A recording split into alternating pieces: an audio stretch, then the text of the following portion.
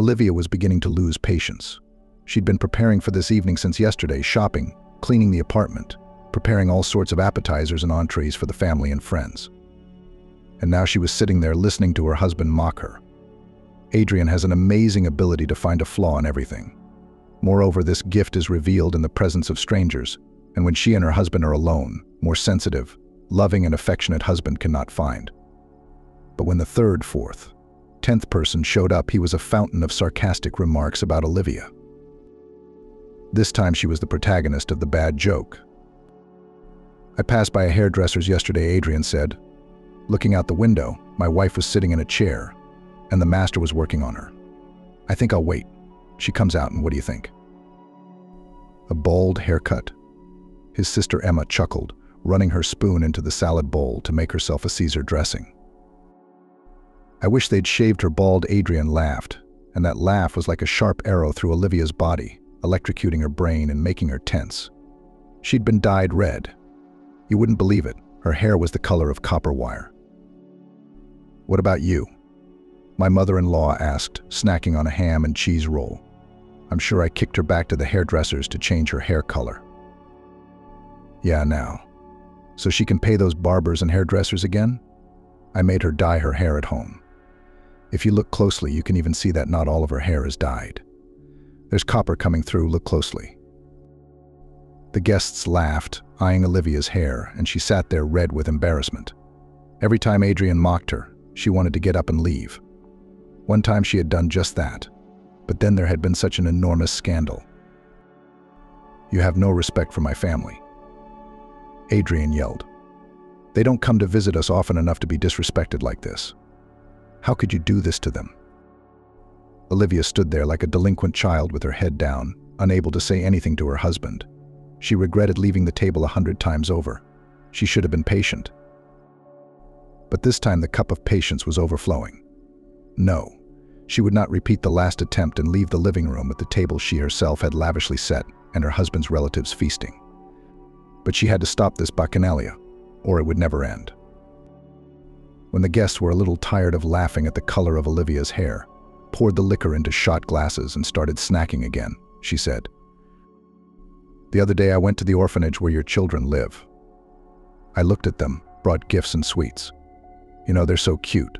Why don't we take them for the weekend?" The principal said it's possible. The room fell silent. The room fell silent as they heard Olivia's words. She raised her glass of wine as if nothing had happened. "Adrian, let's drink to the children you abandoned. I wish them to find decent parents, more worthy than you." A second later, her husband's heavy hand came down on her cheek. Her face flamed, burning as if it had been scorched by 100 tongues of flame. Adrian reached up, grabbed her hair roughly, and pulled her away from the table. During her happy student years, Olivia fell in love. Kieran was 2 years older than her and had already graduated from the military academy. He was as handsome as God, and when Olivia saw him in his uniform for the first time, the ground swam under her feet. He was tall, slender, with radiant brown eyes that looked like velvet, and he seemed to her like a man of unearthly beauty. They met on May Day in the city park. Olivia and her friend Mel were walking along an alley. The weather lavished the small riverside town with sunshine and warmth. A light breeze fluttered the white silk scarf around Olivia's neck. Suddenly it flew off her shoulders, carried by the wind, and flew away. Oops, the girl caught herself and rushed after him. She ran, and the handkerchief fluttered and fluttered in the wind. As soon as the airflow subsided a little, it dropped to the pavement next to the strange guy. He picked up the silk scarf and held it out to Olivia. "Is it yours?" the boy asked, not even thinking to address the strange girl as you. "Yes, thank you," she replied, and reached out to take the handkerchief, but he suddenly hid it behind his back. "Favorite thing?"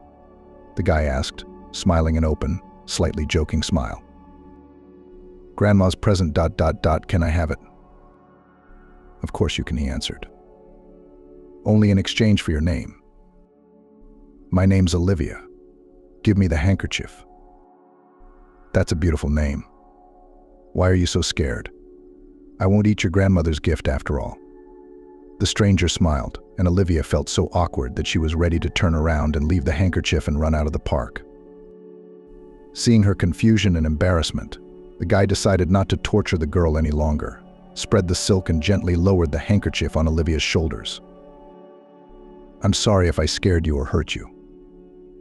"I didn't mean to," he admitted. "I was just walking alone in the park.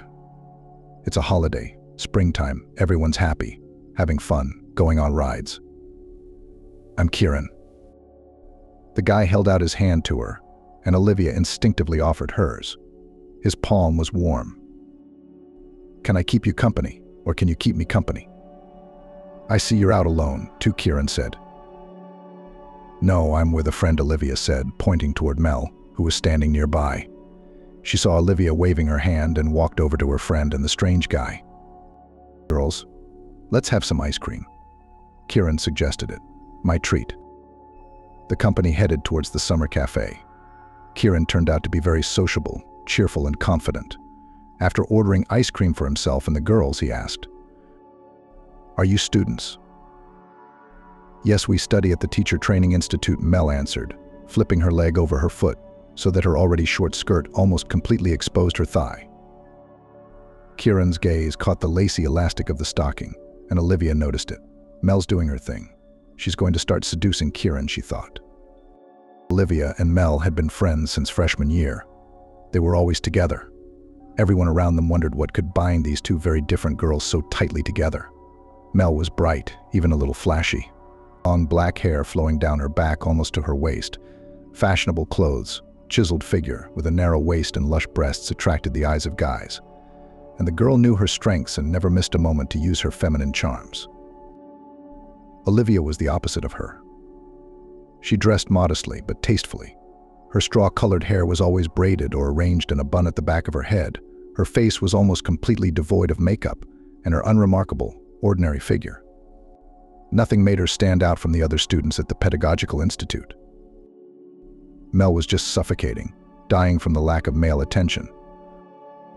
"I should have gone to law school," she complained. "There are plenty of guys there, but in our group there are 2 nerds with glasses, and the rest are all girls." "Did you see the competition for law school?" Olivia asked her. 38 people per seat. You're retaking your history of literature exam for the 3rd time, and you're still talking about law school. No, Mel, you would definitely fail the entrance exams for lawyers. Her friend understood this and only sighed, listening to the lectures without much interest. But she found a way to stay visible. At lunchtime, Mel went to the cafeteria of the neighboring building, where mostly boys studied. This way, she often managed to make new acquaintances and even short-term, non-committal romances. When Kieran told a little about himself and the girls learned that he was graduating from the military academy, Mel's interest in the guy grew exponentially. "What do the officers do for fun?" she asked Kieran. "Just like everyone else," the boy answered. "They go to the movies, meet and date girls, go for walks. I like to go to the skating rink in winter and sometimes play hockey with the guys." "For me, sports are a punishment," Mel said, her red lipstick on her chubby lips. "And movies are boring." "What do you do for fun?" Kieran asked. His question was directed at both girls, but he was looking at Olivia. The velvet gaze of his brown eyes made her a little embarrassed. And Mel rambled on. "I love parties. I went to one recently, invited by some guys from the physical education department. Music, wine, rock and roll. We had a great time." "Do you go out?" The question was directed at Olivia, but Mel didn't give her a chance to keep the conversation going. Nah, Olivia here prefers to read romance novels and cram for notes. I barely even got her out today. It's a crime on May holidays when everyone is out enjoying the warmth and spring sunshine, walking around with balloons and flags, having fun, to sit at home and read books. Stop it, Olivia tried to stop her, but Mel couldn't be deterred. "I also really like picnics," she said cheerfully. "How do you feel about going out, Kieran?" "I'm fine with it," he answered, not taking his eyes off Olivia. "Why not, if there's some meat marinated with spices, a bottle of red wine, and good company?" "It's decided. Let's go to the countryside together," Mel suggested. Olivia looked at her reproachfully. How could she impose on a guy she didn't know? But to her surprise, Kieran agreed very willingly. Next Sunday we can go to the river, he said. You owe us appetizers, we owe you meat and wine. From who, you? Olivia didn't understand. You're the one who calls yourself you? No, of course not, the boy laughed. It just occurred to me to bring a good friend of mine along. They finished their ice cream and walked around the park some more. Kieran asked for Olivia's phone number as he said goodbye to the girls at the exit. The girl took out a small notebook from her purse, wrote down her home number, and tearing out a sheet of paper, gave it to Kieran. Where do you think you're going, girl? Nicole asked Olivia as she watched her granddaughter pick up the cheese and sausage sandwiches and put them in a container. Mel and I and the two boys are going to the river, Grandma Olivia said cheerfully. We're going to grill kebabs and have fun. I'm glad. It's high time you had a rest. You've been sitting at home like a recluse. Olivia threw on a light jacket over a white knit sweater, laced up her sneakers, and gave her grandmother a peck on the cheek. Bye, Grandma. Don't miss me, she said. Go with God, dear. The pensioner closed the door behind her granddaughter. Everything that was happening in Olivia's life worried her. Nicole had raised the girl alone since she was 5 years old. The woman's son and his wife had died, and she had gone completely gray overnight. It is not known how Nicole would have survived the death of her only son and his wife if she had not had a granddaughter in her arms. It was not easy, but she raised the girl in care and love. A former teacher of Russian language and literature, she was proud that Olivia followed in her footsteps and also decided to become a teacher. When she graduates from college, she will go to work at the school and help me. Nicole thought, looking out the window as her granddaughter walked across the yard with a small leather backpack on her shoulder.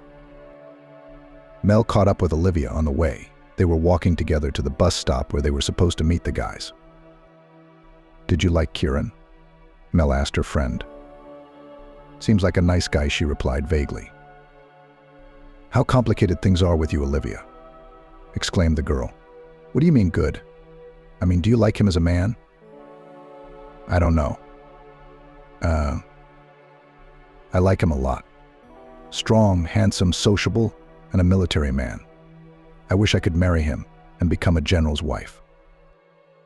Olivia laughed at her friend's so far-reaching plans. To become a general's wife, you must first marry a lieutenant. I don't remember where I heard this clever phrase. I don't mind. Kieran and his buddy were already waiting for them at the bus stop.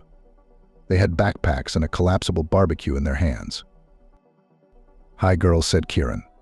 Meet Adrian. Mel. Olivia. Nice to meet you, Adrian smiled, looking at his girlfriends without embarrassment. So are we going? Kieran asked. The company headed towards the forest belt, beyond which the river flowed. The forest path was winding, leading deep into the forest, enticing the boys with the singing of birds and the sound of wind in the pine crowns. The place where the girls were led by the boys was very beautiful. The bank of the river covered with young green grass was strewn with dandelions. The rays of the sun were reflected in the water with shining sparkles, shimmering and rippling. The boys gathered wood from the forest and built a fire in a small brazier. The girls spread a blanket on the grass and laid out snacks. While Kieran put the meat on skewers, Adrian poured wine into plastic cups and served it to the girls. Victory Day is coming up, he said. I propose to drink to the military men who gave peace to our country. Great toast, Kieran seconded, but not very polite. Why is that? Adrian didn't understand. Because when there are girls in the company, the first toast is always to Mel ladies. Kieran looked meaningfully at Olivia. She seemed to him the heroine of a fairy tale. Her hair seemed golden in the bright sunlight, and her eyes were even more blue, like water in a river.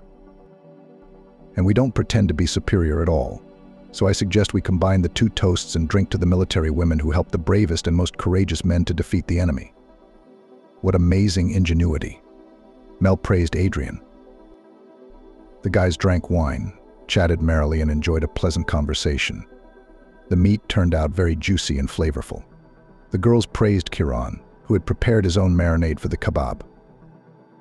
Yes, Kieran has many talents, Adrian said. He is exceptional in general. And what is his exclusivity? Mel asked.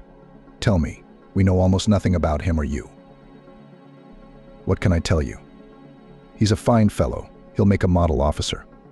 Kieran is a man of his own principles, which I would not advise you to compromise. What kind of principles? Mel asked.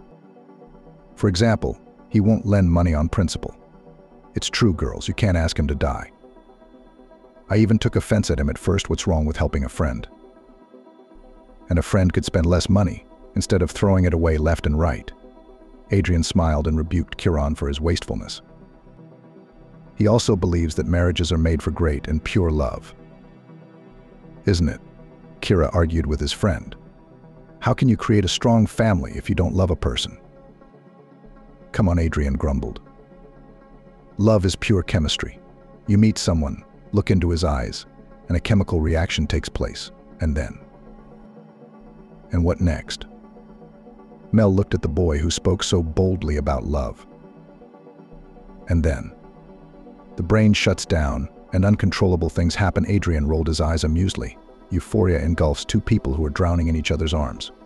And then children. Common life, constant lack of money, snot, diapers, work, pots and pans, laundry. In short, this is how what in our world is called family life begins. Everyone laughed merrily at the theatricality of Adrian's speech. He was generally good at joking, easily picking up on any topic, and was cheerful throughout the picnic. Kieran, on the other hand, seemed thoughtful. He was watching Olivia very closely. Noticing this, she began to feel uncomfortable. She stood up and walked toward the river, squatting down and touching the water with her hand. Cold? She heard Kieran's voice behind her. Olivia stood up and turned around. Not really, but it's too early to swim. Kieran Adrian shouted, "Can't you swim across the river?" "What do you want to bet?" Kieran asked. "Easy." Adrian approached his friend. "Or can't you do it?" The boy started to take off his sweater and then his jeans. Kieran looked at Adrian, squinting his eyes. "I accept the challenge," he finally answered and began pulling off his clothes. "Guys, just kidding. That's enough." Olivia was worried. "The water is so cold, you'll catch a cold." "Come on, Olivia. The boys want to show who's braver and stronger. Let them fight for the victory." Mel stood next to her, excited for the exciting competition. "What's the prize for the winner?" Adrian asked. "A kiss, of course." Without even thinking about it, the girl replied. "Let's get this over with." Olivia was still trying to talk the boys out of this crazy idea. The river was small, but it was dangerous to stay in the cold water for long. "Kieran, you seem like a sensible man. Please drop the argument." The guy came so close to her that she could hear him breathing. Olivia's heart sank. "Don't be afraid of anything. I'll swim across," he said quietly and lightly touched the girl's cheek with his fingers. Olivia froze, feeling the color spill down her cheeks, but Kieran was already walking toward the water. He and Adrian jumped into the water and swam to the opposite shore. The girls froze in impatience, wondering when they would get there and not have to worry. At one point, Adrian pulled ahead, but Kieran quickly caught up with him and overtook him, and then his head disappeared beneath the surface of the water. Olivia gasped, covering her mouth with her hand. "He drowned, Mel." "No, it'll come out. Trust me," she said, staring off into the distance, her hand over her eyes as she shielded her eyes from the glare of the sun. "Where are you? Kieran, show yourself already." But Kieran was nowhere to be seen. The minutes dragged by slowly. It seemed like an eternity had passed when the boy's head appeared on the surface. He was 10 or 15 meters ahead of Adrian and reached the shore very quickly. Kieran stepped onto dry land and waved to the girls, who didn't know whether to laugh or cry. In the few minutes it took for the boy to disappear under the water, they had become very nervous. "Fool," Olivia said quietly. "Cool." Shaking her head, Mel said. When Adrian also appeared on the opposite bank, the girls had already calmed down. They saw the friends shake hands and walk along the bank toward the automobile bridge. After about an hour, they returned to the picnic site. Olivia was packing her things, empty containers and dishes, into her backpack. Her whole demeanor showed that she was upset, hurt, and about to leave, but Kieran didn't seem to notice. "Where's my prize?" he asked cheerfully. "I'm waiting for a kiss." Olivia saw Mel jump up to him, put her arms around his neck, and kissed him right on the lips. "You're a real hero," said the girl enthusiastically. "Olivia, aren't you going to kiss the winner?" Kieran asked, but the girl only took her backpack in her hands and walked towards the forest. She decided to leave. Her head was a little dizzy from the wine she'd drunk, and she was beginning to ache from the experience. Olivia stepped out onto the path they'd taken to the shore and headed into the woods with a determined stride. She was angry at the guys who'd made her worry, at Milka, who could kiss a guy she didn't know so easily, at herself for being shy and timid. The girl didn't notice that she had stumbled and twisted her foot. A sharp pain made her crouch on the ground. Olivia felt her ankle, her hands touching it painfully. She tried to get up but immediately sat back down, groaning in pain and helplessness. She couldn't walk any further. Olivia realized she had gone too far to call for help. The boys wouldn't hear her voice in the thicket of centuries-old pines. Olivia cried. "Why do I always have bad luck?" she thought. The day had started out so well, and then the boys had gotten into this stupid contest and she was in such a bad mood. And now her leg. Olivia heard the crunch of twigs and turned around. Kieran was walking down the path. When he saw the girl, he ran up to her. "Olivia, what's wrong? Why are you crying?" "I twisted my leg. It hurt," she complained, wiping her tears and sniffling her nose. "Let me see," he said, lifted the pant leg on her ankle and touched it with his hand. Olivia froze as she felt his touch. It excited her. She jerked her foot away, startled by the sensation, and moaned again. "I see," said Kieran. "Can you stand up?" He lifted her to her feet, then picked her up and carried her down the path in his arms. Kieran's strong arms cradled Olivia so tightly that she didn't even resist, trusting him. Kieran carried Olivia all the way to the house, and then lifted her, carrying her in his arms, to the 4th floor. Grandmother opened the door. "Oh my God, what happened?" She splayed her hands, clearing the passage. "I twisted my leg," Grandma Olivia replied. Kieran walked into the room and sat her down on the couch. Sweat was beading on his forehead. Only now did Olivia realize how much strength it had taken for him to come all this way carrying her. "We should call an ambulance," Nicole said worriedly. "Don't," the boy stopped her. "Do you have a bandage?" It was in the medicine cabinet somewhere. Nicole opened the cupboard and pulled out the shoebox that held the medicine. A moment later, Kieran was applying a tight bandage to Olivia's ankle. "I'll fix the leg and you just keep it off for a few days and the pain will go away," he said, cutting the tip of the bandage. "Grandma, I forgot to introduce you." Olivia remembered that she hadn't even introduced her savior to her grandmother. "This is Kieran. We went on a picnic together." "I'm Nicole." Grandma smiled. "Why didn't you look after Olivia, Kieran?" The boy looked embarrassed but didn't lower his eyes, just looked at Olivia. "It's my own fault, Grandma," she said. "Now I'll stay at home all the holidays." A boiling kettle whistled longingly in the kitchen. "Young man, I'll ask you to move the table to the couch, and I'll bring everything to tea," Nicole said, nodding at the coffee table in the corner. "I'll make tea with strawberry jam for the hero and savior. Do you like strawberry jam?" "I love it," Kieran replied cheerfully. A few minutes later, they were having tea. Kieran could see how proud Nicole was of her granddaughter. She gladly pulled out an album and showed him Olivia's baby pictures, which embarrassed the girl. "Look, Kieran, how funny she is here with the huge bows," Grandma said, pointing her finger at the black and white picture. "I took her to the 1st grade, and here we went to the sea with her. And this is the graduation. Isn't she beautiful?" Kieran nodded, looking at the picture of a pretty girl with a braid over her shoulder. They chatted some more, and Kieran got ready to leave. "Can I come visit you sometime? To see how your leg is?" he asked Olivia. "Come, I'll be waiting," she said it so easily, so naturally, as if she and Kieran were old friends. Olivia wished he would come and see her. And when the grandmother slammed the door behind the boy and came back into the room, she found her granddaughter smiling. She was sitting with her legs stretched out and resting it on the stool Kieran had carefully placed before he left. In her hands was a teddy bear, once given to her by her parents. "Are you keeping a secret with your favorite teddy bear?" Nicole asked, smiling. "Don't you want to share it with me?" "With what?" "Like how and where did you meet this Kieran guy?" "In the park, Grandma. Why didn't you like him?" The girl was suddenly worried, afraid that her grandmother would find faults in Kieran. "Not at all," replied the pensioner. "Nice guy. Have a good time, baby." Nicole left the room, closing the door behind her. After a while, Olivia heard her humming something in the kitchen. Grandma always sang when she put the dough in, so it's going to be pies tonight, Olivia thought, closed her eyes, and fell into a happy, deep sleep. The next day she waited for a call from Kieran, but he didn't call. Busy, probably, Olivia thought. She spent the rest of the day reading.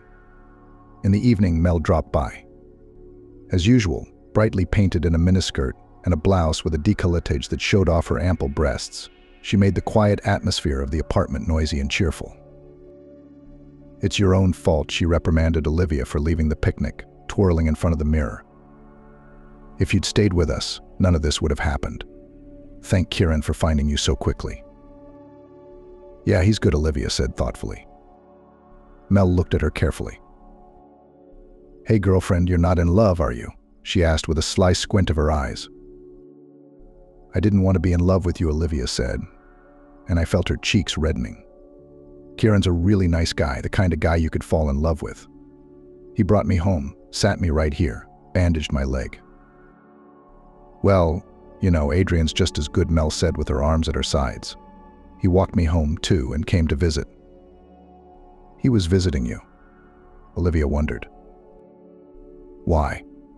"We still have some wine left." Mel plopped down on the couch with her friend and suddenly covered her face with her hands. "Olivia, we had everything with him. Everything, you know. He left me just before morning." Olivia gawked at her friend. Mel, of course, was a flighty girl who did crazy things all the time, but to sleep with a guy they'd just met a few hours ago. Olivia couldn't get her head around that. "Did he confess his love to you?" she asked Mel, hoping that at least it wasn't just a fling under the influence of good mood and alcohol, but the beginning of a long and serious relationship. "Are you two together now?" "I don't know." Mel took her hands away from her face and stared thoughtfully at the TV. "I don't know." Mel removed her palms from her face and stared thoughtfully at the TV. "Then why did you let him in?" "What's the big deal? You can't die from lack of male affection. As you know, it's a fish out of water." "What cancer? What fish?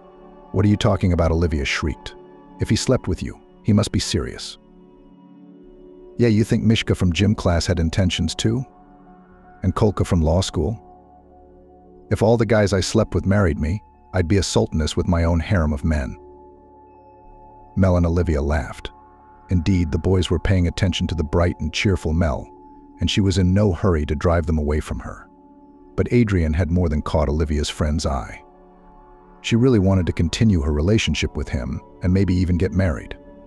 However, Adrian simply kissed Mel on the cheek and said bye without saying anything about a new meeting, but she hoped that he would call and ask her out on a date. Olivia and Nicole were going to spend Victory Day watching movies. There were a lot of old and new war movies on the program.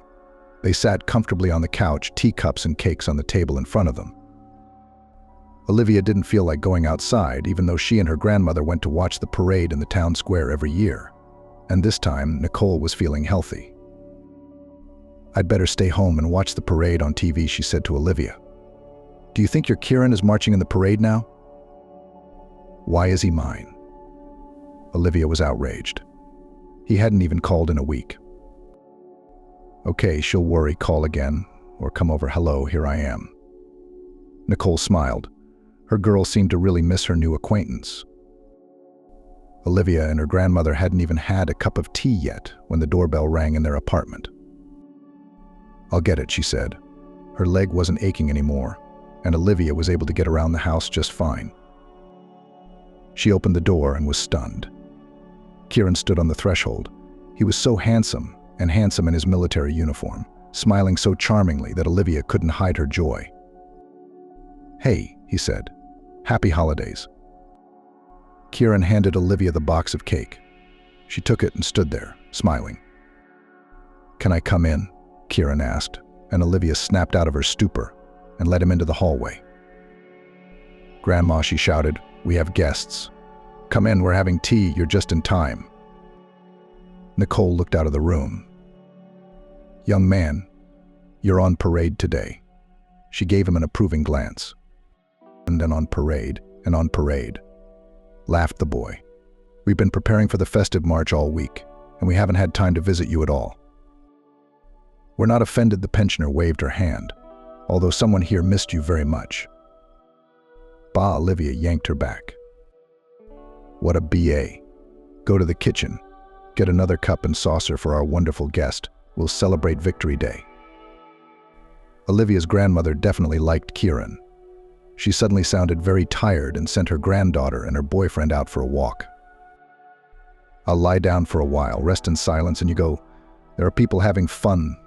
Artists probably perform." Kieran and Olivia walked around the city until late afternoon. They watched the performance of various amateur groups, went on rides in the park, and fed the ducks on the pond.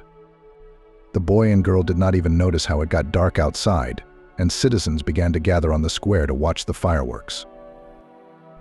Olivia looked at the colorful scatterings with her head tilted back, and Kieran couldn't take his eyes off her delighted face.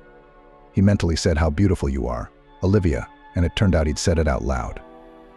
Olivia looked from the night sky, lit up by the salutes, to Kieran. "What did you say?" she asked. "I didn't quite hear it well." "I love you," Kieran said, and kissed her on the lips. When she got home, Olivia was over the moon. Her grandmother was watching TV, but when her granddaughter appeared in the doorway, she turned it off by pressing a button on the remote control. Grandma Olivia rushed over to Nicole and hugged her. "I'm so happy you can't even imagine." "Why can't I?" "Yes, I can. You think I wasn't in love?" "Kieran told me he loved me." "He's a good guy, he won't hurt you," said Grandma. "Don't hurt him either. Appreciate what you have between you." It was a hot summer, with almost no rain at all. The residents of the city were suffering from the heat, escaping the scorching rays in the shade of trees, in parks near fountains, and on the river bank. The forecasters' predictions were disappointing. The heat would last for several more weeks. "Would you like some ice cream?" Kieran asked Olivia. "I can't eat it anymore." She looked at the boy with a pleading look. "Every day only ice cream saves me from this heat." "Do you want to go somewhere?" Kieran asked. "Like where?" Kieran had a vacation after graduating from the academy, and Olivia was on vacation. They were completely free and spent almost all their time together, dreaming about the future, making plans together. "If you want, we could go north," Kieran suggested, and Olivia couldn't tell if he was joking or serious. "To the polar bears," she laughed. "We can go to the south. We will swim in the sea and sunbathe on the beach under the southern sun," offered another option, beloved girl. Kieran, the words sun, tan, beach make my eye twitch. "Well, I'm sorry, but I just want somewhere to be with you, you know." So that there was no one else at all, he hugged and kissed the girl. "Come on, let's go to a campground. There is a great place outside the city. There are houses, forest, river." "It's a good idea," Olivia agreed, but she felt a sudden fear, a bad feeling, and clung tighter to Kieran. The next day, the two of them took an electric train out of town. The administrator of the camp met them at the gate. "I'll show you around," the young man said, inviting you to follow him. "I understand you booked a cabin away from everyone else, so I left you that apartment over there." He pointed toward the forest and led Olivia and Kieran to their cabin. It was small, surrounded by pine trees. There was one large room with a couch, a table, and a large bed. "Here is the tea station." The administrator showed a kettle and a box with tea bags. "You can use it. The canteen is open on schedule. You can buy drinks, pastries, some food from morning till evening in the cafeteria. After dinner, there is dancing on the grounds. Come along if you want to have fun." "Oh yeah, linens are in the closet. Towels are there too." Make yourself comfortable, and if you need anything, call me." The young man left, remembering to close the door behind him. Olivia sighed, looking around. "What are we going to do?" she asked. "To walk, rest, and enjoy each other," Kieran answered. He wanted them to remember the weekend spent at the camping site, because he was going to say the most important words to his favorite girl. "I feel uneasy," Olivia said quietly. "Worried about Grandma? Thinking about how she's going to be alone without you?" "I don't know. Something just came up." "Well, I'll try to take your mind off your sad feelings," said Kieran. "The first item on our cultural program is a trip to the river." They spent the whole day walking through the woods, boating on the river, swimming in water as warm as milk. Olivia and Kieran even skipped lunch, eating the pies that the caring Nicole had put in her bag. When it got dark, the boy and the girl sat on a bench near their cabin, admiring the stars and kissing. Kieran hesitated to tell Olivia the important news, afraid that she would be upset. "Is something bothering you?" Olivia noticed her lover's condition. "Yeah, we're going to have to break up." The girl pulled back and looked into Kieran's eyes, and he realized he'd picked the wrong words. No, you misunderstood. I'm going on a business trip." "For how long?" Olivia asked. "I don't know, maybe 6 months, maybe a year." The girl knew that there was a military conflict in one of the friendly countries, and that troops were being sent there to settle the unrest. But she had never thought that it would affect her and Kieran.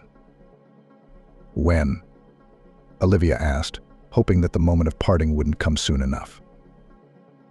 "The day after tomorrow," the boy lowered his head. "If you only knew how hard it would be for me to leave you, I'd go crazy." Olivia put her palms to his face and looked into his eyes with a loving gaze full of concern, understanding, tenderness. "When I come back, you and I will get married. I promise you." "I love you very much," she said quietly, almost in a whisper, and then added, "Let's go." Olivia took Kieran's hand and led him into the house. She slowly undid the buttons of her dress and slid it to the floor, revealing a slender body in white lace lingerie. "Give me this night," Olivia said. "I'll be waiting for you, remembering every moment, every second." The lovers didn't sleep a wink until morning. They caressed each other again and again, plunging into the abyss of passion. 2 months had passed. Olivia stood in the bathroom mirror and looked at her face. Blue circles under her eyes, sunken cheeks, pale skin. She didn't look good.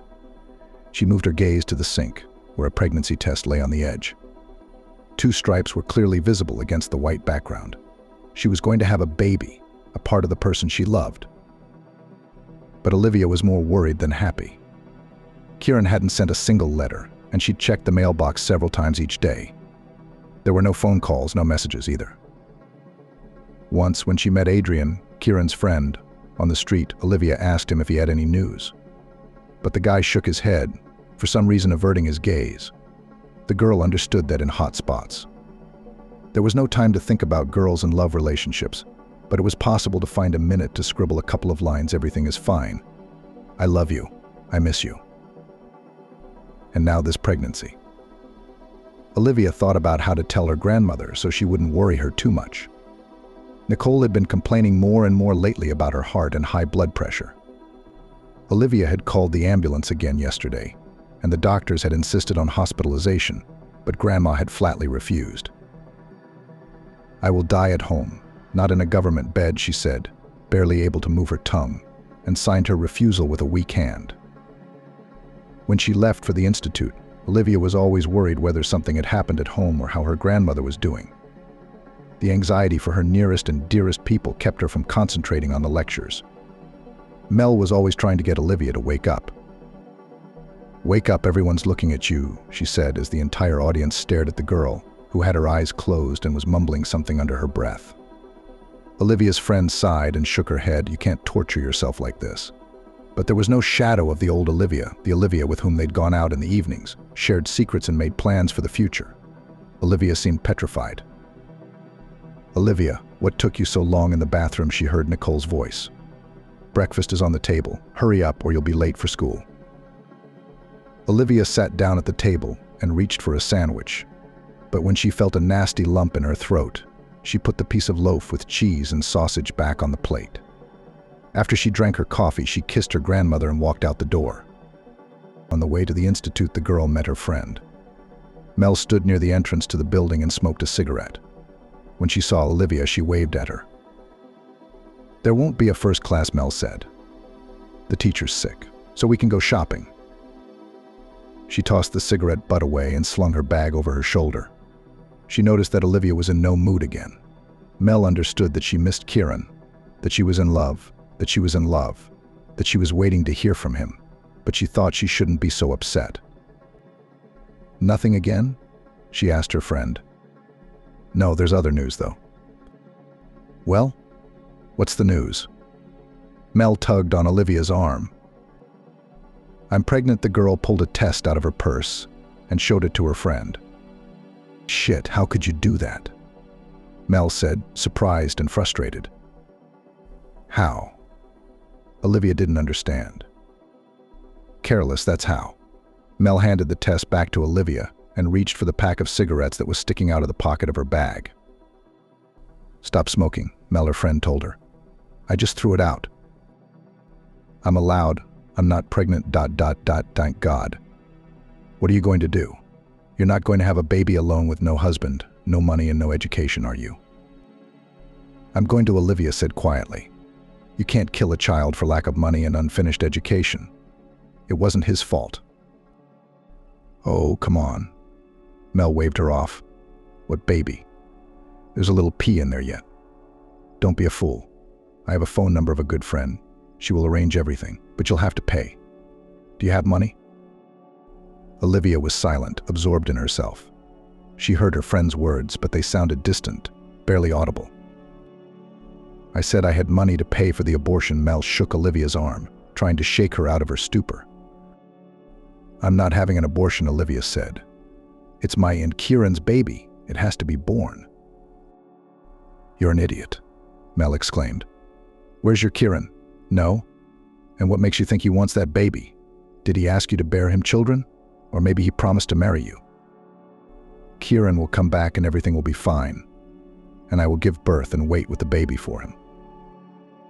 In the evening, Nicole and Olivia watched TV together. The girl thought about how to present the news so that her grandmother wouldn't get too excited, but she didn't even have to say anything.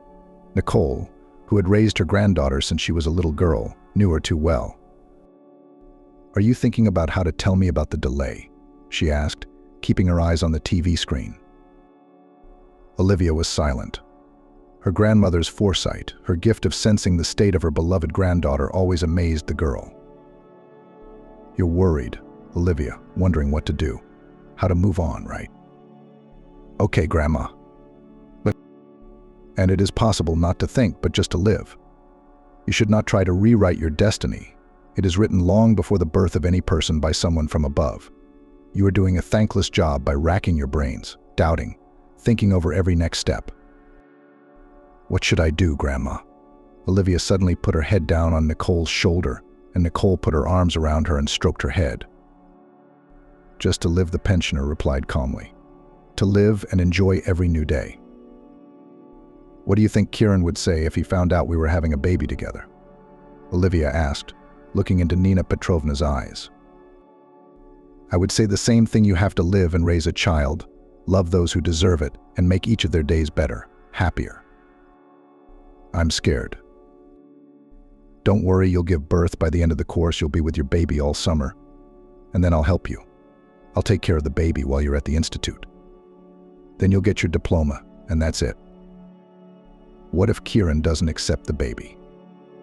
"Don't think about it. It's going to be okay." The new year was approaching. The streets of the city were covered with illuminations. A huge Christmas tree was put up in the center, shining with thousands of lights, and the counters of stores were bursting with New Year's goods clappers, sparklers, glittering balls, and soft toys. Olivia and Nicole pulled out a plastic Christmas tree and began to decorate it. "Your parents brought this tree back from vacation," my grandmother recalled. "Now it is no longer fashionable, but back then few people had such trees. Don't throw it away when I die. Let it be a memory." Don't talk. She's going to die, Olivia said, half jokingly, half seriously. Have you forgotten how you promised to help me with the baby? It's not like I'm going to die next year, Nicole laughed. The news was on the television. The announcer, in an elegant blue suit and tie, was saying something, but Olivia wasn't listening, only catching some of the phrases.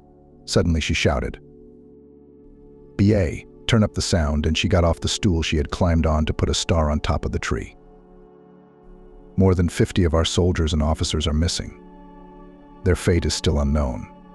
In other news, Grabbing the remote, Olivia began to press the buttons, switching channels, hoping to find a newscast somewhere else. But in vain. The end of a sentence the newscaster said made her uneasy. Apparently they were talking about the military sent to settle a localized conflict. Kieran could have been there. That explained why there were no letters or messages from the boy. Olivia sat down on the couch, her heart racing. She reached for the table where the pitcher of water stood, but suddenly passed out. I'm awake. A man in a white coat leaned over Olga. "How do you feel?" "It's fine," Olivia said, trying to get up from the couch. "You're lying down. You don't have to get up." The doctor returned her to the pillow with a gentle but insistent motion of his hand. "You're lying down." The doctor gently but insistently moved his hand back to her pillow. "What's wrong with me?" "I understand that you were worried and fainted. There is no threat of abortion, but I would recommend that you lie down, rest, and don't be nervous. Don't watch TV. It's only bad for you." The doctor smiled. "Better listen to music." Which one? Olivia didn't understand. "Anything that gives you pleasure. Turn around, we'll give you a shot. It's a sedative, don't worry." The EMT and paramedic said goodbye to Olivia and Nicole, wished them health and a happy new year, and left. "You scared me." Girl grandma shook her head. She covered her with a blanket, turned on the wall lamp, and sat down in the armchair. "Grandmother, do you think he's missing too?" Olivia asked. "We don't know, Mel. Let's hope all is well. Your Kieran comes back." By the end of winter, Olivia was no longer hiding her position. Her belly was clearly protruding, growing larger with each passing week. She carried the pregnancy easily, successfully passing her classes and studying for exams.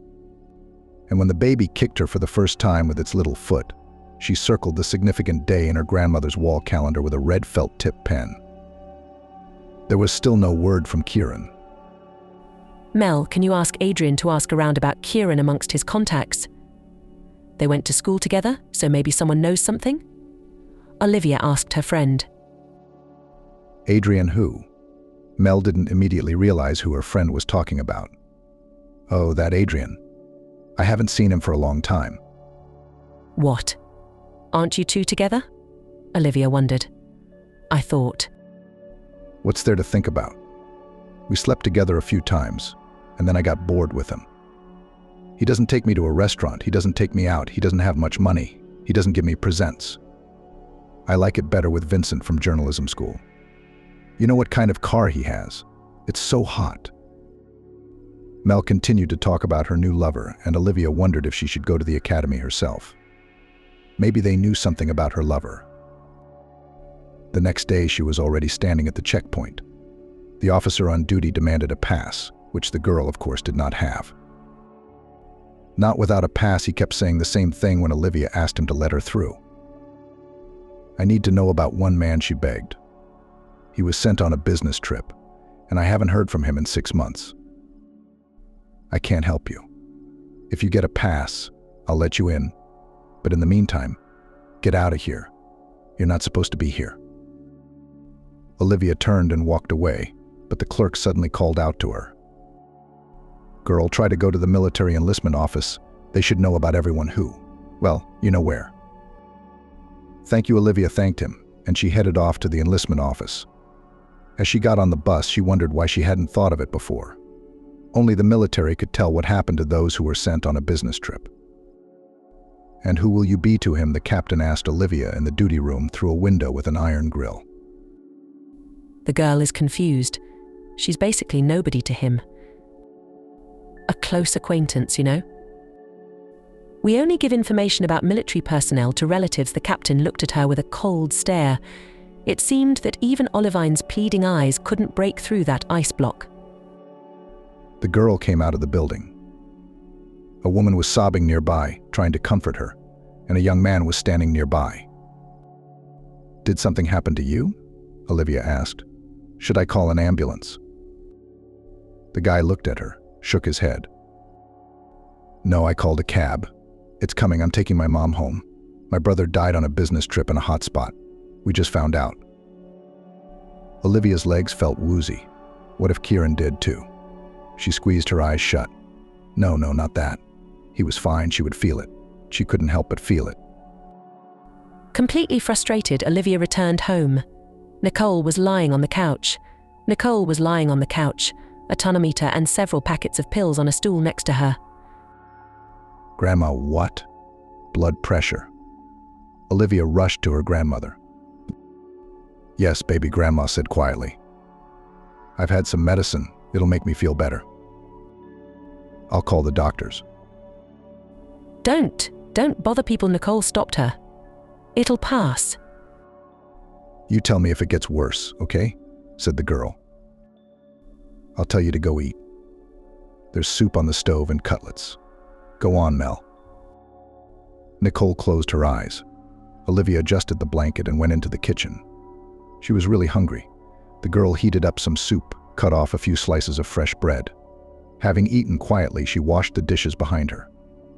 Trying not to make any noise, Olivia tiptoed into the room where her grandmother slept. With a glance at the old woman, she walked to her room and lay down. Tired from the long walk, Olivia fell into a deep sleep very quickly.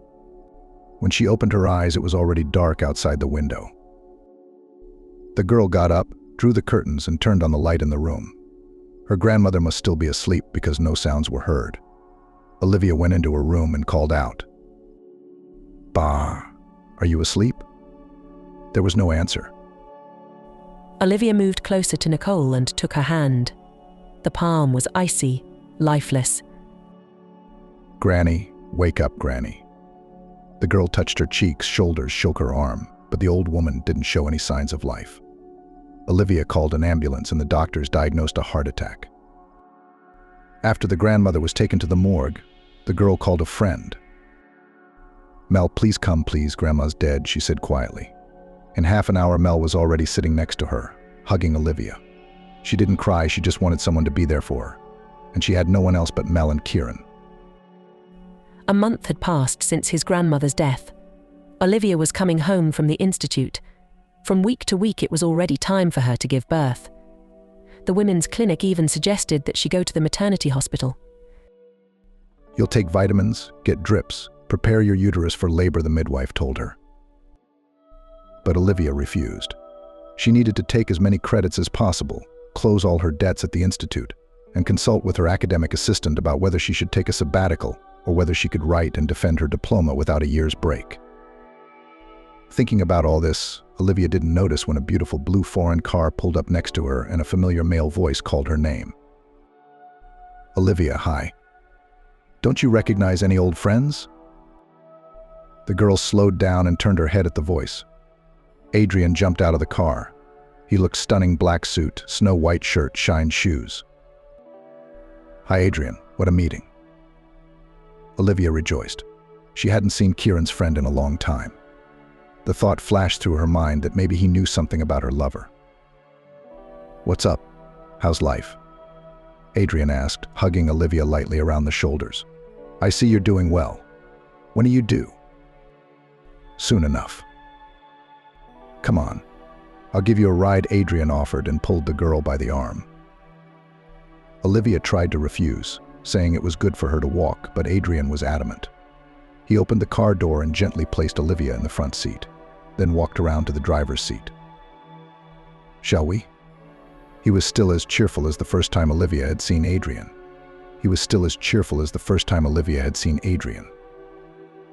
"How are you, Olivia?" Adrian asked, turning onto the avenue. "I know about your grandmother. My condolences." "Thank you. I'm fine. I'm going into labor any day now. The baby is kicking so much I can't take it anymore. And I can't wait to see him." Adrian smiled and nodded his head, looking at the road. "How are you doing?" Olivia asked him. "Working," the guy replied uncertainly. "Did I? I thought you were going to serve. I haven't seen you in a long time. I thought you'd been assigned somewhere." "That's what happened. They were going to send him to the Caucasus," Adrian replied. "My father got involved. He gave someone some money and put him to work for his old friend's company as head of security." Do they pay well? Olivia didn't know why she'd asked that question, probably just to keep the conversation going. "I'm fine. I have enough to live on," Adrian replied. "Here we are." The car stopped in the driveway. The guy looked at the girl, smiled. "Will you invite me for tea? Let's have a little chat." "Come on." "I don't really have anything for tea," Olivia said. "You don't have to." Adrian opened the door, helped Olivia out of the car, and with a click of the remote, locked the car doors. They reached the 4th floor and Olivia pulled her keys out of her purse. "How do you get up to the floor with a belly like that? It must be hard, isn't it?" Adrian asked. "And if you're carrying bags when you come from the store?" "I don't store much," Olivia said, smiling. "Why?" "I don't need much, and I don't have much money." "You can't get by on a scholarship, even if it's an extra one." She opened the door and invited Adrian in. The guy was visiting Olivia for the first time. He noticed that the girl didn't live very well. And where would the wealth come from? At least her grandmother used to get a pension every month, but now it's become difficult. Adrian walked around the apartment. The furniture was old, but well maintained. The wallpaper had not been reglued for a long time, and the television set. Such things were rarely found in the apartments of city dwellers. "I'll put the kettle on now," Olivia said. Pouring tea into cups, she asked Adrian, "Have you heard anything about Kieran?" The boy looked at Olivia carefully. Beautiful, even despite her huge belly, she looked at him, trying to hide her anxiety. She wasn't very good at it. "I didn't want to bring it up with you first, but I knew you would." Olivia sat on a stool, stirring her tea slowly with a spoon, her head bowed slightly. Her bangs fell over her eyes, and she fixed them with a light hand. Adrian had a hard time fighting the urge to run his hand through those straw-colored curls. He liked Olivia a lot. Do you know anything about him? Olivia looked up at the boy. "Not specifically about him," Adrian replied. "But they say that the whole company was killed." Olivia covered her mouth with the palm of her hand to keep from shrieking. "This can't be. I believe in the best, too. After all, Kira and I were friends. I went to the military enlistment office. They said they don't give information to strangers. And there was a woman crying. Her son had been killed on that business trip. They don't disclose information so as not to worry people," Adrian said sadly, but rumors spread faster than television news. "Can your father find out anything about Kieran through his own channels?" Olivia dared to ask Adrian. She knew that his father was not the last man in town, had extensive, very useful connections. I'll ask Olivia. I promise. Adrian finished his tea and got ready to leave. I gotta go. Business. Can I write down your phone number and you can keep mine? In case you need it. Of course, Olivia said with hope in her voice. Maybe Adrian would know something and call her. They exchanged phone numbers and the guy left. Olivia sat down on the couch, thinking. They were friends, but they were very different. The next day, Olivia's phone rang. She was about to go to bed, having just gotten out of the shower. "I'm listening," she replied.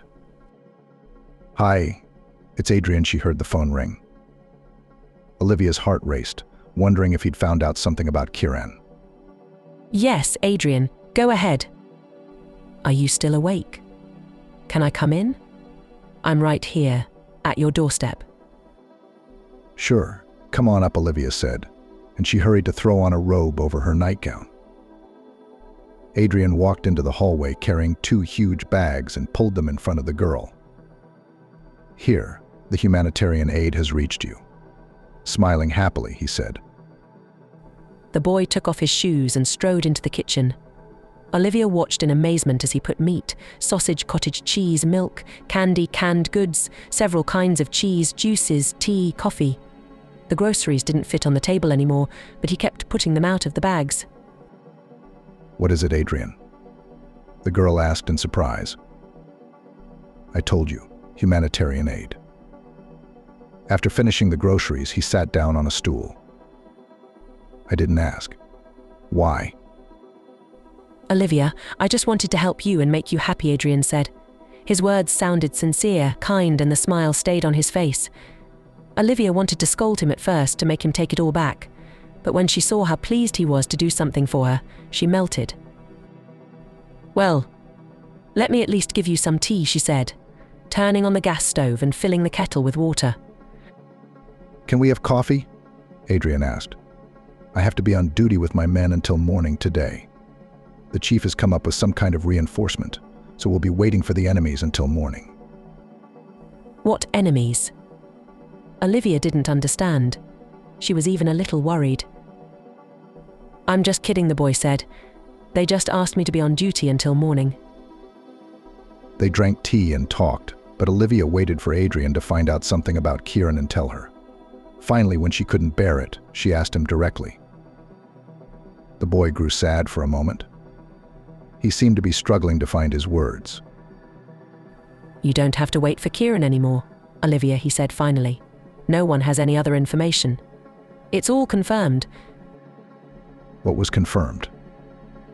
Olivia didn't want to believe the worst thing that could happen to her lover.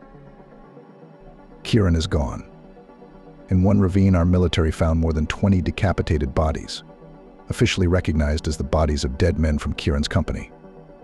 I'm sorry. Olivia covered her face with her hands, crying bitterly.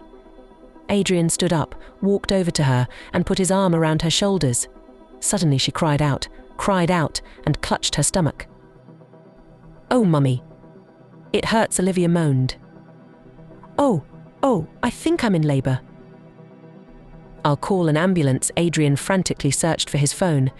"No, I'd rather drive myself. It would be quicker that way." He helped the girl get dressed and went down to the car, calming her down, saying some ridiculous words that everything would be fine soon. At the same time cursing at the careless drivers who were obstructing the traffic, Adrian pressed the gas pedal. Soon the car entered the courtyard of the maternity hospital and slowed down at the steps. The boy jumped out, opened the door to help Olivia, and gently led her into the waiting room. "Anybody there?" he shouted. "There's a girl in labor here."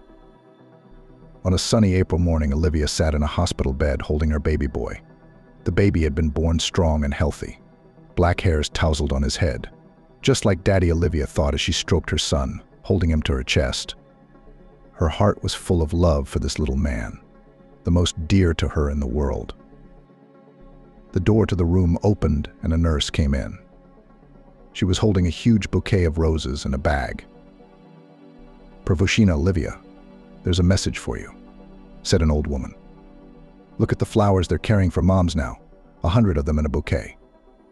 In the past, fathers would come to the window, pick daisies and dandelions from the flower beds, and their grandmothers would rejoice, as if they had brought flowers. They loved them." Nanechka laughed, put the bouquet on the nightstand, and put the bag on her neighbor's nightstand. "Who's it from?" Olivia asked. A representative, in a suit, said that the note was in the bouquet, but he went under the windows, it seems, said the nurse. Olivia put the baby in the cuvette and herself took a small card out of the bouquet of roses. "Congratulations on your son." Look out the window, she read the message, written in beautiful, even handwriting. Adjusting the robe across her chest, Olivia walked over to the windowsill. A smiling Adrian was standing below. When he saw the girl, he waved his arms. The guy shouted something, but Olivia could hardly hear anything. The windows in the ward were closed. Then Adrian ran to the car and opened the trunk. From there, he pulled out a luxurious, very expensive baby stroller, blue in color. But Olivia watched in amazement as he showed her the different positions: a stroller for stroller sleep, a car cradle, a carrier, and this is how you can carry a baby when they're already sitting up. Suddenly, Adrian slipped his hand into his pocket and showed Olivia his cell phone. He dialed her number, and the room resounded with the sound of an incoming call. "Why did you spend so much money?" Olivia asked with a laugh. "It's a very expensive stroller. I wouldn't spare anything for your baby. He'll ride like a real king." "Thank you so much," Olivia thanked him. "For what?" "For everything." Adrian looked at her and was silent. Skinny, pale after childbirth, in her hospital gown, she was so touching, so real, so tender, so desirable. "I'm right here. Call me if you need me," he said calmly, emotionless. And then he was gone. Adrian waved to Olivia, got in his car, and drove out of the hospital yard. The girl looked thoughtfully at the car as it drove away. "I wonder why things didn't work out with Mel. Adrian is so caring and open." She remembered her friend and decided to call her and tell her the news. Anticipating how happy Mel would be to hear that Olivia had given birth, how she would start asking questions, she dialed her friend's number. No one answered for a long time, and then she heard some unintelligible sounds. Olivia thought something was wrong with the connection and decided to call later. On the day of discharge from the maternity hospital, Olivia and the baby were met by Adrian. Over the next few days, the young mum hadn't been able to reach Mel. At first, she was a little worried about why her friend didn't contact her, but then she decided that Mel had found a boyfriend again and was head over heels in a relationship. So she couldn't be bothered with Olivia. It wasn't just Olivia who was having a party. As soon as they heard the music, women in labour and other wards of the hospital leaned against the windows. In the courtyard of the hospital, the musicians were ready to play a touching song on command. Fountains of balloons and fresh flowers were set up around the hospital. "What a celebration yours made for your discharge." The midwife shook her head approvingly. "A caring father, there aren't many like him nowadays. Most of them come drunk or, at best, hungover." Olivia didn't bother to reassure the doctor that it wasn't the baby's father. Why would she? It was a complete stranger, and she didn't need to know the details of the patient's personal life. For a moment, she thought about Kieran. Why fate was so cruel and he died without even recognizing that he had a son. It was a pity for Olivia, and that the grandmother wouldn't get to see her great-grandson. "Look, are all the body parts in place?" jokingly asked the midwife, undressing the boy. "Here are the hands, here are the hands, here are the feet. There are 5 fingers everywhere. Look at him, he is smiling. He understands that he will go home with Mummy and Daddy." The woman began to dress the newborn, and when she finished tying a beautiful bow on the envelope, she said, "Hold your happiness tight. Grow up healthy and come back for your second." Olivia thanked the midwife, and they walked out onto the porch of the birthing center together. At that moment, music came on and a handsome male baritone began to play. The love song moved Olivia so much that she even wept. Adrian walked over and embraced the baby. The staff was in tears at the touching scene, which was watched by the entire maternity ward. When the music finished, dozens of colorful balloons soared into the sky. "What did you name him?" Adrian asked, examining the boy by lifting the edge of the envelope. "Taylor," Olivia answered. "Taylor Swan." Adrian looked at her. At that moment, there was so much happiness and tenderness on Olivia's face that he couldn't resist hugging her. The driver with his camera jumped up in time to take a wonderful picture. Olivia hadn't been able to reach Mel because she'd been out. She was in the hospital, the same hospital where Olivia had given birth, but 1 floor up, in the pathology department. "What's going on outside?" she asked her roommate when she heard the music. Mel couldn't get up and walk to the window. She had just been given an IV.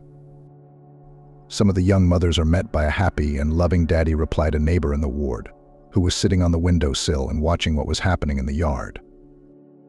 "What, with an orchestra?" Mel wondered. Hey, musicians, balloons, flowers. A happy woman who has such a husband. He'll probably carry her in his arms and give her child the best," she sighed, stroking her bulging belly. Where do men like that come from, Mel thought, thinking that Adrian would never do such a thing. All he wanted to do was dive into bed with her, enjoy himself like a young stallion, and not care what happened afterward. Mel didn't dare to tell Adrian that she was pregnant for a long time. She had relationships with different guys, but she always took care that there were no surprises and took birth control pills. But apparently she somehow managed to skip taking the pills, and one day a pregnancy test gave her a positive result. Damn it. She threw the test in the trash can in frustration. We have to solve this problem right away. She dialed the number of her friend who could help and arrange an abortion, but she didn't answer. Mel decided she would call later. Toward evening, Adrian called to say that he would be coming to see her tonight. He entered the hallway at 8 o'clock sharp. Mel's small apartment was instantly fragrant with the scent of expensive, refined perfume. "Did you miss me, my little hen?" Adrian grabbed the girl by the waist and pulled her tightly against him. "Missed you, of course," she said, smiling. "You don't come so often lately. You've forgotten all about me." "You'll forget you." The boy dragged her to bed, tearing off Mel's silk robe and underwear as he went. Throwing her on the bed, he unzipped his pants. "Take off your clothes properly," Mel said, panting with excitement and passion, but Adrian was on top of her, growling like a wild animal and roughly overpowering her again and again. When he shuddered and groaned and collapsed, pressing her into the soft, springy mattress, she whispered. Why so rude? A tear rolled down Mel's cheek. She was hurt that Adrian had acted like a street whore, like he'd raped her. He rolled over onto his back, adjusted his pillow, and said quietly, "I'm sorry, something came up. Give me a cigarette." Mel reached for the pack. "Are you in trouble?" she asked. The girl had already gotten to know Adrian's character very well. Sometimes he was rude to her, but more often he came to relax in her arms and complain about his unloved job, his failed military career, his overbearing father who decided everything for him. "No," Adrian replied. "It's fine." "I have something to tell you." Mel decided to tell Adrian that she was pregnant. There was a faint hope in her soul that the guy would want a child and marry her, or at least that they would raise the baby together. She agreed to it even without a wedding, without a stamp in her passport. Adrian took a drag on his cigarette and released a cloud of blue smoke from his mouth. "I just found out today, I'm pregnant." "Well done, you've created a problem for yourself. Now you'll solve it," the guy said indifferently. "You got me pregnant." Mel rolled over onto her stomach and looked into his eyes. Adrian was quiet for a moment, finished and put the cigarette out on the ashtray, then stood up and pulled on his pants. "Mel, I'm not a child and neither are you," he said, and the girl felt the metallic tones in his voice. "You and I both know what we have in common. I never promised you anything, and I certainly never dreamed of having children with you." "Adrian, but it happened. I didn't do it on purpose." She got it. The guy was buttoning his shirt. "And how do you know it's me who got it, and not the other men you've been screwing around with?" "Adrian, how can you do this?" "Why? You think it's a secret to me that it's not just me you're spreading your legs in this bed? You're a whore, Mel. You're just a painted, brainless whore. You think anyone would want to have children with you? I can't even imagine you as a mother. What can you give your children?" "I don't understand why you're doing this to me. I just wanted to tell you the news, because we have to decide what to do together." Mel got up from the bed and put her arm around Adrian's shoulders. "I'm not forcing myself or this baby on you.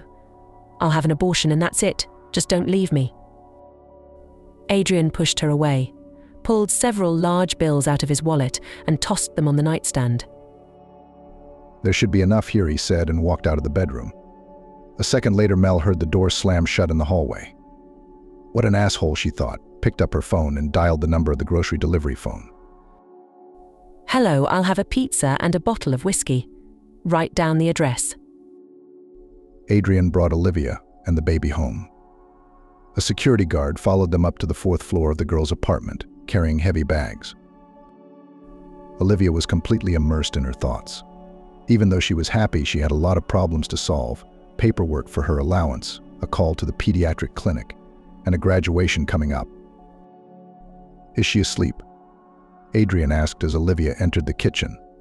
He was taking groceries out of the bags and putting them in the refrigerator. "I've got a lot of stuff here, so I figured I'd have enough for a while, and then I'd bring you whatever you want." I also bought some baby stuff. I didn't know what I'd need. Olivia glanced at the bags of diapers, onesies, bottles. Thank you. You're a big help. It's because I love you ... and your baby Adrian said softly. The girl looked up at him. It seemed to her that Adrian was different now, different from before. Serious or something. Olivia, trust me, it's going to be hard for you to raise a baby on your own. And I'll do anything for you. I've liked you since the first time I met you at the bus stop when we went on that picnic. But I couldn't tell you then. You realize. Adrian, you're kind, caring, sweet. I don't know what I'd do without you. But you know I don't love you. It doesn't matter, as long as I love you. You'll never, ever regret believing me. I'm begging you, let's get married. I'll be a good father to Taylor. His father, as Kieran Olivia looked out the window and watched the children playing in the yard.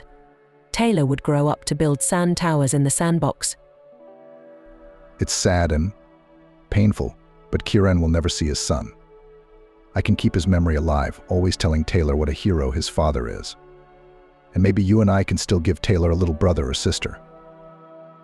Feeling him come up behind her and touch her shoulder, Olivia turned, looking intently into Adrian's eyes.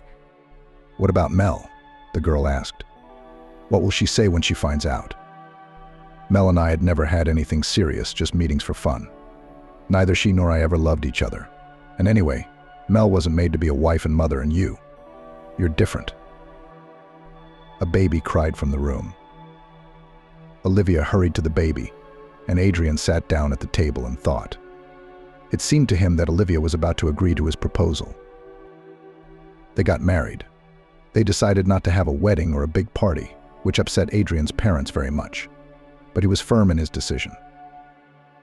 We have a young son, no time for weddings, Adrian said as he cut off to his parents. For a year, they'd been adjusting to each other. Adrian went out of his way to do everything for Olivia and Taylor. He bought expensive gifts and jewelry for his wife and toys for Taylor. Olivia saw her husband's efforts and was grateful, but every day she noticed more and more how much Taylor looked like Kieran. He had the same eyes, hair, even a smile. The girl never forgot her lover. Adrian saw it all, felt it all, and hoped that time would heal the wound and cover with the dust of oblivion the memories of his wife about Taylor's father. Olivia was walking with her son in the park one day. Taylor sat in his stroller, gazing around. He had a cookie in his hand. Olivia rolled the stroller down the alley. The girl came to this park often. There was no traffic noise, birds were singing, and she could always talk to other moms, just like her, walking with strollers. Suddenly, a tall, slender girl caught her attention. She staggered down the alley, sometimes falling, struggling to get up and walking again. Olivia quickened her pace a little. "Young lady, are you ill?" she shouted, approaching the stranger. And she collapsed back onto the paving stones, leaned on her arm and tried to get up. "Come on, I'll help you." Olivia held out her hand to the girl, and when she looked up, she recognized the stranger as her old friend. "Mel, what's the matter with you?" Olivia exclaimed in surprise. She helped her friend up, sat her down on a bench, and rolled the stroller with Taylor closer. Her friend was drunk. Her hair was strewn over her shoulders. Her clothes were dirty, and an arrow was crawling down her leg in black capron stockings. Mel recognized Olivia, looking at her with a hazy stare that reeked of alcohol. "You look good." "Thank you, Mel," Olivia said. "Why are you here like that? What happened to you?"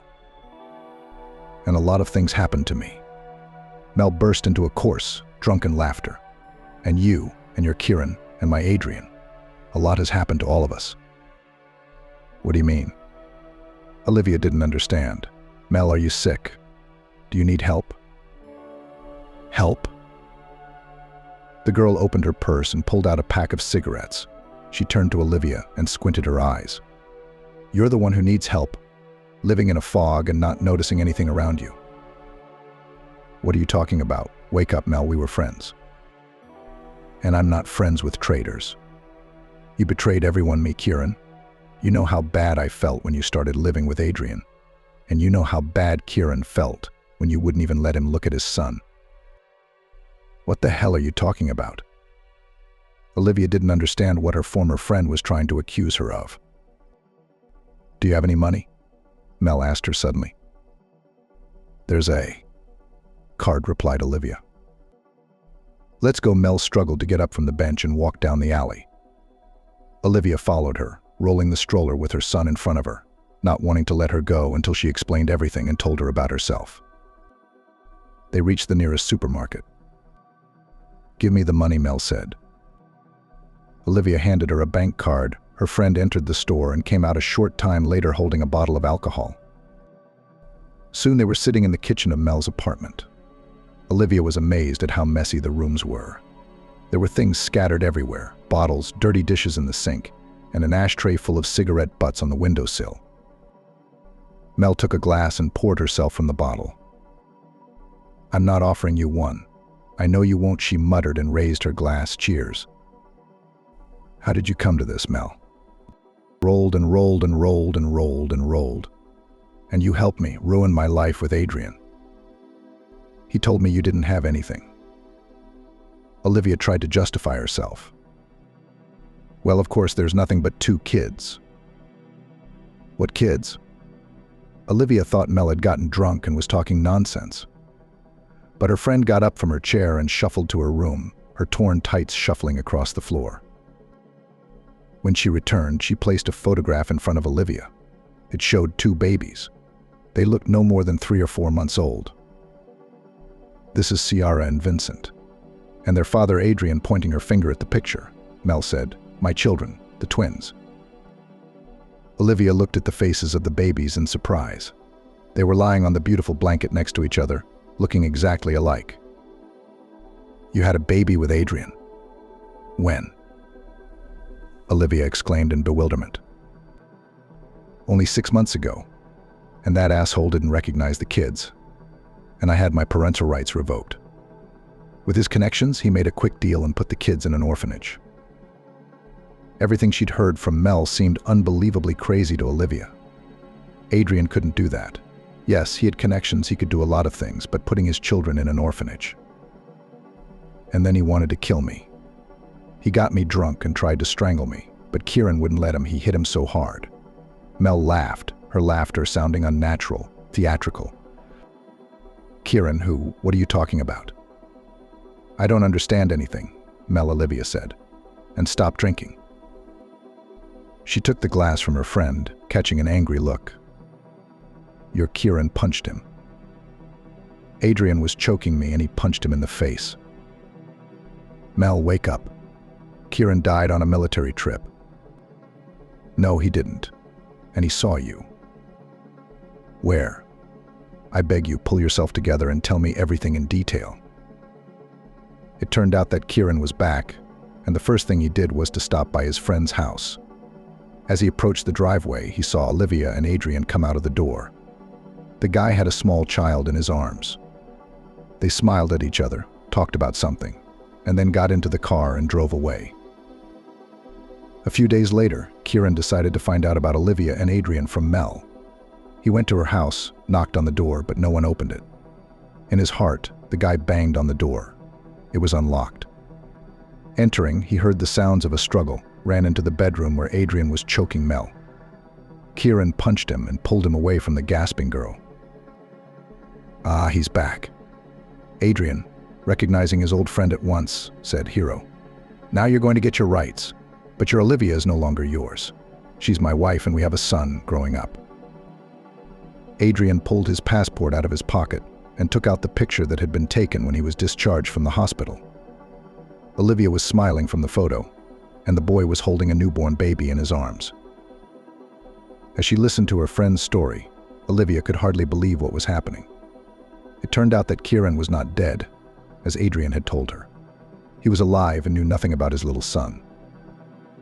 Give me a glass, Mel asked quietly, calming down. I need a drink. Olivia moved the glass, watched silently as her friend poured the liquor into it, and then asked, Why didn't you tell me? Don't you understand? I hated you with all my soul. Where's Kieran now? He's probably gone. Who knows where he is? Mel waved her hand uncertainly. Why didn't he come to me, but went to Adrian first? He didn't mention it. Nope, the girl shook her head, pouring herself another. I understand him, though. He's so handsome, proud, strong, and he'll come to you one-armed. What do you mean, one-armed? Olivia didn't understand anything at all. Everything Mel was telling her could have been the plot of a stupid show, like so many shows on TV nowadays. But it couldn't have happened in real life. And his arm was torn off on a business trip, Mel said, collapsed her head on the table and snored. The girl fell into a dead, drunken sleep. Returning home, Olivia wondered how to go on with her life. On the one hand, she has a strong family, a caring husband, a favorite son. On the other hand, Kieran, as it turned out, is alive, and he thinks that Olivia left him, preferring to live with Adrian. She was hurt that he hadn't made himself known, hadn't come to see her, but had appeared in front of Mel and a former friend. All day, thinking about how to live on, she decided that she would not change anything in her life. But Mila should be helped. 3 years had passed. Olivia and Adrian lived in a spacious apartment and raised Taylor together.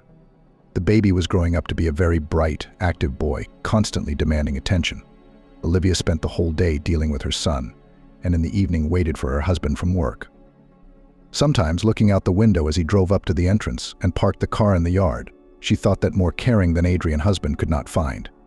He spent all his free time with his wife and son, and last year they flew to Italy together. The doctors said it was good for the boy to breathe the healing air. For his 3rd birthday, Adrian gave Taylor a huge battery-powered car. The boy wasn't very good with the car, but he squealed with delight when his dad helped him steer it and race it down the long hallway. The whole family gathered to celebrate Taylor's birthday. Adrian's parents treated Olivia and her son calmly, not complaining, but every chance they got they had the pleasure of reminding her that she was an orphan and a dependent. Olivia didn't like it, and Adrian just waved it off, saying, "Never mind."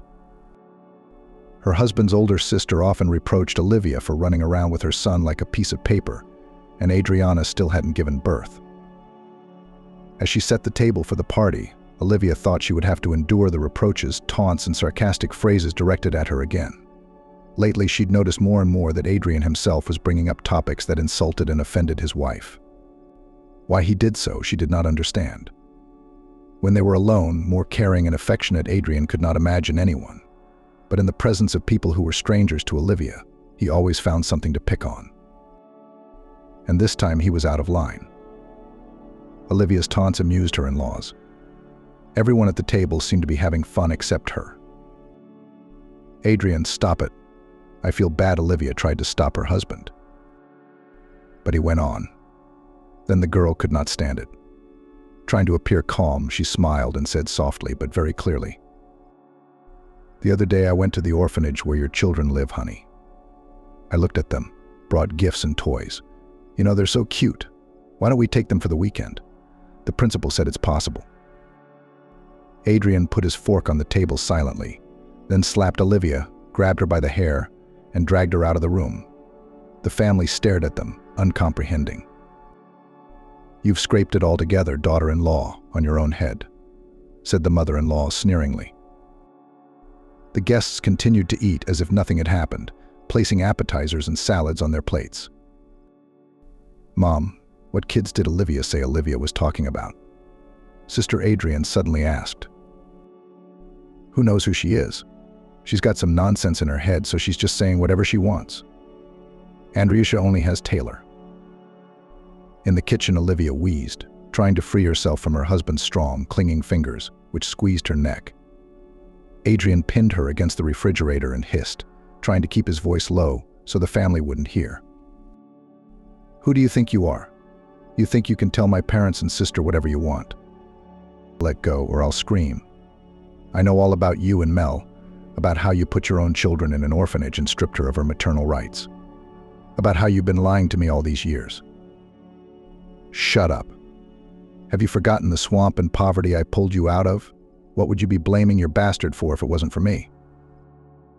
My son is not a degenerate. He has a father and he's alive. That's something to remember. You should be grateful to me for the rest of your life. You've been living like a cheese and butter.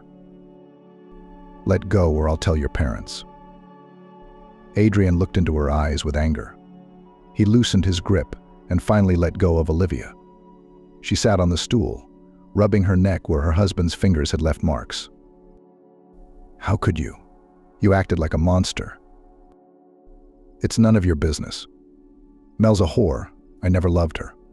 And the fact that I gave birth to her is something you have to prove." Already, Olivia said quietly. "What?" Adrian didn't understand what his wife meant. "It's already been proven. Mel and I ordered a paternity test. Vincent and Ciara are your children. They're your blood twins. What kind of monster are you to throw your own babies out of your life? How could you deprive them of their mother? People like Mel can't be normal mothers. She's a slut and an alcoholic." "What are you talking about? Didn't you do everything you could to make her drink? Didn't you want to kill her?" "Kieran's a witness. He'll testify that you strangled my friend to get rid of her." "You can't prove anything." Suddenly, Adrian's eyes were aflame. No one would believe a degenerate alcoholic who'd been deprived of her parental rights. "You're wrong. Mel has been in treatment and hasn't been drinking alcohol for a long time," Olivia said triumphantly. "She and I are almost finished with all the necessary paperwork. Soon she'll have her children back and she'll be happy. And I'm leaving you right now. I've had enough." "Stop!" Adrian grabbed her hand and gripped the girl's wrist tightly with his fingers. "Do you still want your relatives to know?" Olivia looked boldly into his eyes, determined to tell her parents-in-law what their favorite son was really like. The guy let go of her hand, lowered his head. "Go away and never come into my life again," was all he said. On a May morning, Olivia and Mel were picking up the children from the orphanage. Vincent and Ciara were all dressed up. Mel had bought them nice suits and shoes, and she was getting excited.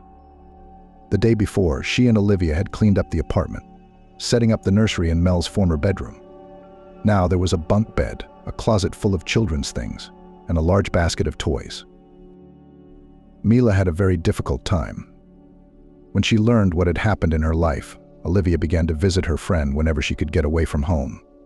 When she went for a walk with her son, she bought food to feed Milka, but she kept demanding alcohol. But long conversations, convincing her that only by stopping drinking, she could get her children back, did the trick. Mel agreed to treatment. For 2 months, she was in a private specialized institution, where Olivia paid for her treatment. When Mel was discharged, she didn't look like the cheerful, mischievous, flighty girl her friend had known her to be. Something was broken inside her. She kept thinking about the children, berating herself for the mistake she'd made in her life by letting Adrian send them to an orphanage. Olivia, on the other hand, convinced her every time that everything could still be brought back. She did everything she could to get Mel the twins. And so today they would settle into this room with new baby wallpaper and a big fluffy rug on the floor. Looking around the room, pleased that everything was working out so well, Mel said, "Thank you, Olivia, and I'm sorry if I hurt you in any way." "Don't thank me, we're friends." "It'll be okay," Olivia hugged her friend, who had recently been ready to fall into the abyss, to lose the most important thing in a mother's life, her children. "Mommy, will they let me play with toys?" Olivia asked Taylor. The girls laughed. "Of course they will," they replied almost in unison. "Well, shall we go?" Mel said. "We have to pick up some more cake and brownies." Mel was happy that in just a few hours her apartment would be filled with children's laughter and happiness. Walking home from Mel's, Olivia held Taylor's hand. They walked down the park alley that led to Olivia's house. The girl wondered how life might have turned out if she hadn't met Kieran in that park one day. Yes, she had been through a lot, but looking at the boy walking beside her, holding her hand tightly, Olivia was happy. "What do you think of Ciara and Vincent?" she asked Taylor. "Good ones. Why were they living in an orphanage? They have a mom, Aunt Mel." "It happens," Kid Olivia answered uncertainly. Taylor was a bright boy and understood a lot of things, but she thought it was hard to explain to a child why children were abandoned by their parents. When he grew up, he'd understand. After Olivia packed her bags and left Adrian on her son's birthday, his relatives repeatedly called her and threatened to take Taylor away. Her husband never dared to admit to his parents that Taylor wasn't his son. Well, then Olivia had to tell them herself. Tired of listening to the threats, she did just that. Taylor is not Adrian's son or your grandson, she told her mother-in-law. So leave us alone and don't call again. Adrian's mother yelled something else into the phone, that she would sue, take a DNA test, take the baby away from Olivia, but she just hung up. Olivia wanted nothing more to do with those people. Tomorrow she would take Vanya to Mila's. Her friend promised to stay with him for a couple of hours while Olivia was at the interview. The girl was going to get a job at the gymnasium. If everything went as Olivia planned, Taylor, as a child of an education worker, would be given a place in kindergarten. Life was getting better. As she thought about it, Olivia walked leisurely down the alley, holding her son's hand. Taylor snatched his hand out of hers and ran down the path. "Taylor, where are you going?" Olivia shouted after her. But the boy ran and ran. He saw a beautiful butterfly and rushed after it.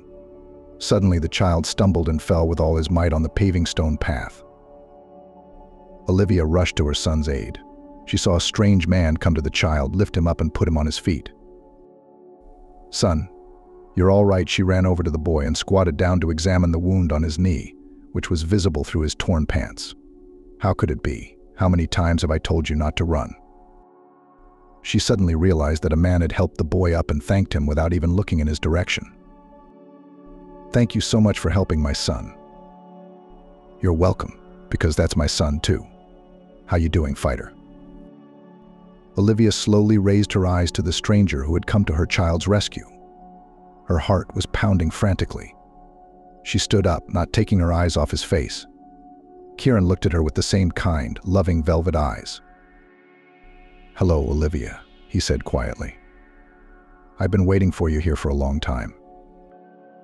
Kieran ... Love. Olivia couldn't believe her eyes. Taylor's father was standing in front of her, the man she loved most in her life. "I thought I'd never see you again. I thought you'd never come back."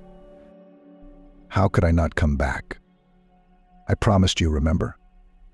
I promised you there, at the campground, surrounded by centuries-old pines, in our cabin, where we loved each other so much." "I remember everything, and I never forgot," Olivia said quietly. "Let's go home." The three of them walked down the park alley toward the exit. Kieran held his son with one hand. But Olivia didn't care that her boy's father had come back crippled. The important thing was that now they would always be together.